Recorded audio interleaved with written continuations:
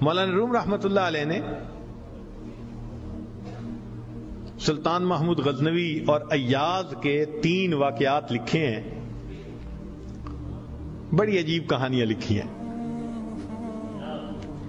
فرماتے ہیں کہ سلطان محمود ایک نیک بادشاہ تھا، اس کے پاس ایک دیہاتی نوجوان آ گیا، اس کا تعلق دیہات سے تھا، تعلیم بھی نہیں تھی، کچھ ایسی تربیت بھی نہیں تھی، مگر بادشاہ کے دربار میں آ کے جب خدمت پہ لگا تو اس نے اتنی اچھی خدمت کرنی شروع کی کہ تھوڑے دنوں میں بادشاہ کی آنکھوں میں بڑا درجہ پا گیا، بادشاہ نے اپنے مقرب بندوں میں شامل کر لیا۔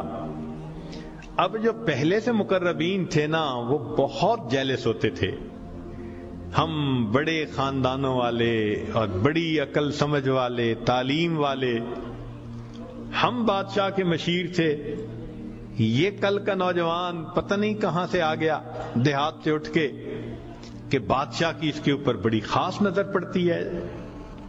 چنانچہ انہوں نے پروگرام بنایا کہ ہم بادشاہ سے موقع ملنے پہ بات کریں گے۔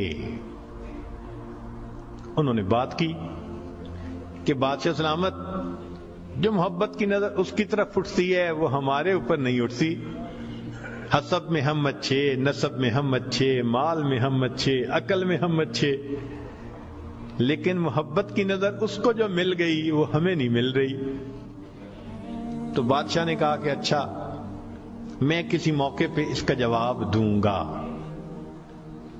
اب بادشاہ نے کیا کیا کہ ایک پھل منگوایا جو بہت کڑوا تھا، کاشیں بنوائیں اور کاشیں ان سب لوگوں میں تقسیم کر دیں جو اعتراض کرنے والے تھے، اور ایاز بھی وہیں بیٹھا تھا، تو جس جس کو وہ کاش ملی اس نے منہ میں ڈالا، تھو تھو۔ بادشاہ سلامت بڑا بہت کڑوا، توبہ توبہ بہت کڑوا، سب نے اپنے منہ سے وہ پھل نکال دیا اور کہا کہ بادشاہ سلامت یہ بہت کڑوا ہے۔ تو بادشاہ نے جب ایاز کو دیکھا تو وہ مزے سے کھا رہا تھا، تو بادشاہ نے اس سے پوچھا کہ ایاز یہ کاش میٹھی ہے جو اتنے مزے سے کھا رہے ہو؟ اس نے کہا بادشاہ سلامت ہے تو کڑوی، کھاتے کیوں جا رہے ہو؟ اس نے کہا بادشاہ سلامت میرے دل میں یہ بات آئی کہ جس بادشاہ کے ہاتھوں سے میں زندگی بھر میٹھی چیزیں لے کے کھاتا رہا، اگر آج مجھے کڑوی بھی مل گئی تو میں اس کو واپس کیسے کروں؟ عمر بھر میٹھی چیزیں لے کے کھاتا رہا، آج کڑوی بھی مل گئی تو واپس کیسے کروں؟ کاش کہ یہ چیز ہمارے اندر آ جاتی کہ جس پروردگار کی نعمتوں سے ساری زندگی ہم انجوائے کرتے رہتے ہیں، اگر کبھی کوئی اس کی طرف سے آزمائش کی گھڑی بھی آ جائے تو ہم پھر شکوہ کیوں کرتے ہیں؟ اب بادشاہ نے سوچا کہ بھائی یہ لوگ جو بہت اعتراض کرنے والے تھے نا، ان کے سامنے کوئی اور ایسا ہیلا کرنا چاہیے کہ ذرا ان کو بات سمجھ میں آ جائے۔ تو ایک دن بادشاہ آیا اور اس نے کہا کہ دیکھو بھائی آج میں تم سب کی عقل کا امتحان لوں گا، تمہارا آئی کیو لیول دیکھوں گا کیا ہے، اور میں دیکھتا ہوں کہ کون اس میں پاس ہوتا ہے۔ اب جب بتا دیا تو سب بڑے محتاط ہو گئے۔ بادشاہ نے ایک موٹا سارا ہیرا دکھایا، دیکھو یہ کتنا قیمتی ہے، کتنا چمکدار ہے، اور ایک ہتھوڑا بھی ساتھ دیا، اور پہلے کو کہا کہ جی یہ ذرا ہیرا جو ہے توڑ کے دکھاؤ۔ اب وہ سمجھ رہا تھا کہ بادشاہ نے ہم سے امتحان لینا ہے ہماری سمجھداری کا، تو اس نے کہا بادشاہ سلامت یہ ہیرا تو بہت قیمتی ہے، اتنے کیرٹ کا اور بالکل بے عیب ہے، کوئی فلاں نہیں، فلاں لیس ہے، لہذا اس کو تو نہیں توڑنا چاہیے۔ بادشاہ مسکرایا، کہنے لگا ہاں بہت اچھا۔ تو وہ سمجھا کہ بھائی میں نے بادشاہ کو کنونس کر دیا، چنانچہ دوسرے کو دیا، اس نے بھی اسی قسم کی لاجک، تیسرے کو دیا، اس نے بھی لاجک، جتنے اعتراض کرنے والے تھے سب کو ہیرا ہتھوڑا دیتے رہے، وہ یہی لاجک دیتے رہے اور معذرت کرتے رہے، حتیٰ کہ بادشاہ نے وہ ہیرا ایاز کے ہاتھ میں پکڑایا۔ جب ایاز کو کہا ایاز اسے توڑو، ایاز نے اس کو نیچے فرش پہ رکھا، دے کے مارا ہتھوڑا اور اس کے ٹکڑے ٹکڑے کر دیے۔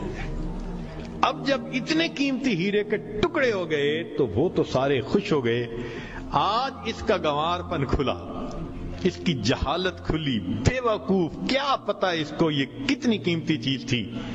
تو وہ ایکسپیکٹ کرنے لگے کہ آج تو بادشاہ اس کو دھکا دے دے گا دربار سے۔ تو جب ہیرے کے ٹکڑے ہو گئے تو بادشاہ نے اس کی طرف دیکھ کے کہا ایاز تو نے ہیرے کے ٹکڑے کر دیے، اتنے قیمتی ہیرے کے؟ تو ایاز نے آگے سے سمپل سا آنسر دیا کہ بادشاہ سلامت، آپ نے مجھے حکم دیا تھا ہیرے کو توڑ دو۔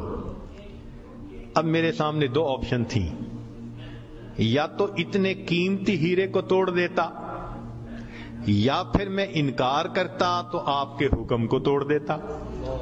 میری نظر میں آپ کا حکم ایسے سینکڑوں ہیروں سے زیادہ قیمتی تھا، لہذا اس کو کم قیمت سمجھتے ہوئے میں نے آپ کے حکم کو نہیں توڑا، میں نے ہیرے کو توڑ دیا ہے۔ تو بھئی جتنا ایاز کے دل میں بادشاہ کے حکم کا احترام تھا، کاش ہم بندوں کے دل میں پروردگار کے حکم کا ایسا احترام آ جاتا۔ ہم خواہشوں کو توڑ دیں، تمناؤں کو توڑ دیں، اپنی امیدوں کو توڑ دیں، ہم کبھی بھی حکم خدا کو نہ توڑیں۔ تیسرا واقعہ لکھا کہ ایک دن ایک معترض جو تھا وہ آیا اور اس نے کہا کہ بادشاہ سلامت، یہ جو آپ کا زیادہ ہے نا چہیتا ایاز، ہمیں لگتا ہے کہ یہ خزانے سے چیزیں چراتا ہے، ہمیں تو شک ہے۔ بادشاہ نے پوچھا کیسے ہے؟ اس نے کہا جی ایک جگہ کلوزٹ بنائی ہوئی ہے اس نے، اور یہ صبح و شام اس کلوزٹ کا دروازہ کھولتا ہے اور دیکھتا رہتا ہے اور تالا لگا کے چابی اپنے پاس رکھتا ہے، چابی کسی کے ہاتھ میں نہیں دیتا۔ تو بادشاہ سلامت، ہمیں تو پکا شک ہے کہ آپ کے خزانے سے اس نے قیمتی چیزیں چرا کے رکھی ہیں اور یہ صبح و شام دیکھتا ہے ان کو۔ بادشاہ نے اسی وقت ایاز کو بلوا لیا، لوگوں کے سامنے پوچھا ایاز تمہاری کوئی کلوزٹ ہے ایسی؟ جی۔ تالا لگا کے رکھتے ہو؟ جی۔ صبح شام کھول کے دیکھتے بھی ہو؟ جی۔ لاؤ چابی اس کی۔ ایاز نے چابی نکال کے دے دی۔ بادشاہ نے ایک آدمی کو بھیجا کہ جاؤ اور کلوزٹ میں جو کچھ پڑا ہے سب اٹھا کے یہ کہ لے کے آؤ۔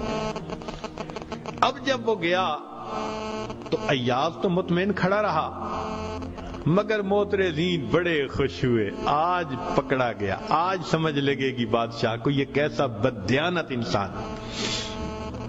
تھوڑی دیر گزری تو جو گیا تھا وہ تالا کھول کے کیا دیکھتا ہے کہ اس میں ایک پرانا سا لباس ہے اور ایک پرانا سا جوتا رکھا ہوا اور کچھ بھی نہیں۔ بڑا حیران ہوا، اس کو یہ صبح بھی دیکھتا ہے شام بھی دیکھتا ہے۔ وہ اس کو لے کے بادشاہ کے پاس آیا۔ بادشاہ سلامت، کلوزٹ میں یہ دو چیزیں تھیں۔ بادشاہ نے کہا ایاز بس یہی کچھ تھا؟ جی یہی تھا۔ ایاز یہ تو اتنی قیمتی نہیں کہ تم ان کو تالے میں رکھو اور صبح شام اس کو جا جا کے دیکھو۔ ایاز نے کہا کہ بادشاہ سلامت میرے لیے قیمتی ہے۔ پوچھا کیوں؟ کہ بادشاہ سلامت، جب میں پہلی مرتبہ آپ کی خدمت میں حاضر ہوا تھا، میں دیہاتی سا لڑکا تھا، یہ تہبند باندھی تھی، یہ کرتا پہنا تھا، یہ جوتا پہنا ہوا تھا، میں نے اس کو اپنے لیے پریزرو کر کے رکھ لیا۔ اب روز صبح اور شام میں دروازہ کھولتا ہوں، اپنے نفس کو مخاطب کر کے کہتا ہوں ایاز بادشاہ کے احسانات کو مت بھولنا، تمہیں جو اس نے رتبہ دیا، تمہاری اوقات تو یہ تھی، تمہاری اوقات یہ تھی۔ میں صبح بھی اپنے آپ کو یاد دلاتا ہوں، میں شام بھی اپنے آپ کو یاد دلاتا ہوں۔